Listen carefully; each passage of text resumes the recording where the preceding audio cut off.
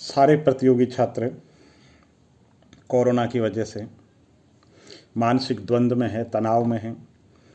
सब यही कह रहे हैं रीट समय पे हो नहीं रही है, आरएस की वैकेंसी नहीं आ रही है, सब इंस्पेक्टर समय पे नहीं हो रहा, राजस्थान पुलिस कांस्टेबल, पटवारी, ग्राम सेवक जितनी भी भर्ती है, चाहे उत्तर प्रदेश लोक सेवा आयोग की बात कर रहे हैं, मध्य प्रदेश लोक सेवा आयोग की बात कर रहे हैं, एसएससी बात कर रहे हैं, सारी की सारी भर्तियां अटकी पड़ी है। दोस्तों, युवा बहुत ही आक्रोश में है।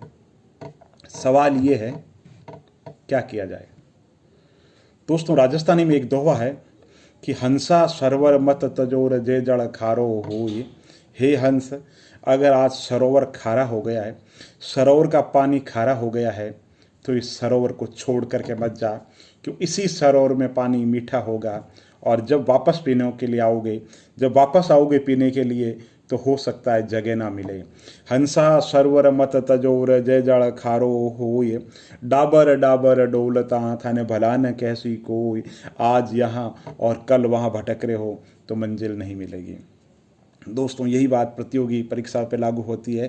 आज आप तैयारी कर रहे हो, तनाव में हो, और ये समय जब पढ़ने का है, कोरोना का समय है, किसी तरीके का सामाजिक भटकाव नहीं है, किताबों को इस तरीके से याद कर लो कि रात को उठाकर पूछे तो भारत का संविधान पहले पेज से लेकर के अंतिम पेज तक बोल सको, और आप इस स्थिति के अंदर पहुंच जाओ, ये बता सको कि राघव प्रकाश की पुस्तक के अंदर, पुस्तक लेखन के अंदर, पुस्तक में जो पत्र लेखन है, पत्र लेखन के अंदर जो निजी पत्र है, जो व्यावसायिक पत्र है, वो विद्या साड़ी हाउस के नाम से लिखा हुआ है, और बीकानेर गोल्डन ट्रांसपोर्ट कंपनी का है जो वो पत्र लिखा हुआ है। और उसमें ये भी लिखा हुआ है कि जो माल आपने भिजवाया था उसमें कुछ नग टूटे फूटे रह गए थे, वो वापस भिजवा रहे हैं। और साथ में आपको ये भी याद होना चाहिए कि और भी बहुत सी पार्टियां हैं जो हमें अपनी ओर आकर्षित करने की कोशिश कर रही है, किंतु हम आपके पुराने संबंधों को ध्यान में रखते हुए आप से संबंध तोड़ना नहीं चाहते। इसलिए उम्मीद है कि इस दिशा में आप कुछ करेंगे और हमें और रियायत देने की कोशिश करेंगे, क्योंकि और बहुत सी दूसरी पार्टियां जो हमें प्रलोभन दे करके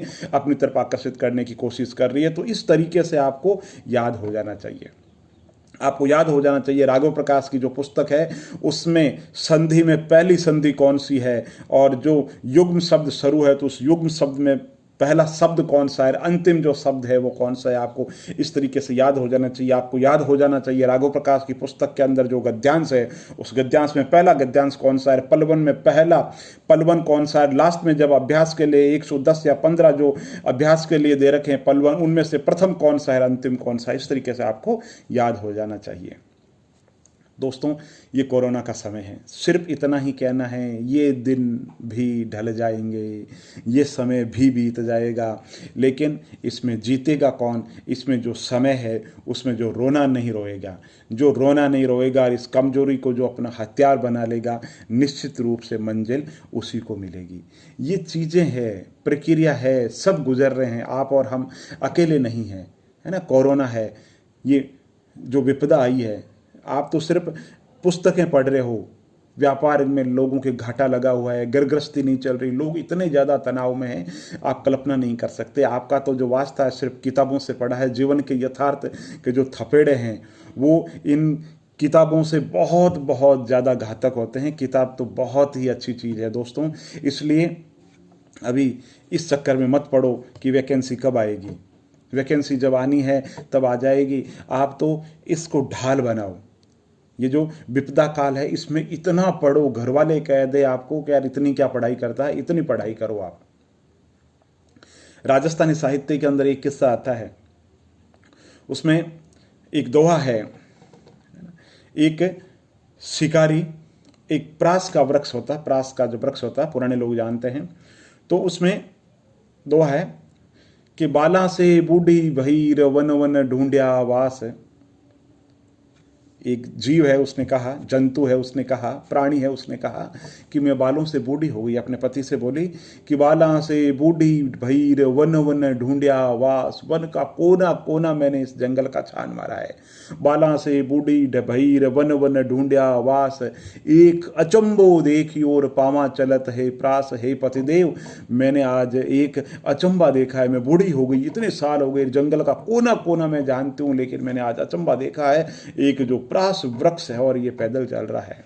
तो पतिदेव बोले, प्रास नहीं उपारधि, ये प्रास नहीं है, ये प्रास नहीं ये पारधी ये शिकारी है। प्रास नहीं ये पारधीर ये कर आयो है आस, ये आशा करके आया है, ये सोच रहा अपन बहकावे के अंदर है। प्रास नहीं यो पारधी कर आयो है आस, और इसकी आस न पूर स्या तो कौन कहे दातार। अगर हमने इसकी आशा पूरी नहीं की तो हमें दुनिया के अंदर दातार देने वाला कौन कहेगा। तो शिकारी निशाना लगाता है और वो मर जाते हैं दोनों, और शिकारी जल्दी से लपकता है कि कहीं वो भाग नहीं जाए, वो जंतु भाग नहीं जाए। तो वो जो जंतु है, जो हिरण है, वो ये कहते हैं कि खातो मत है पारदी, हे शिकारी तू जल्दी मत कर।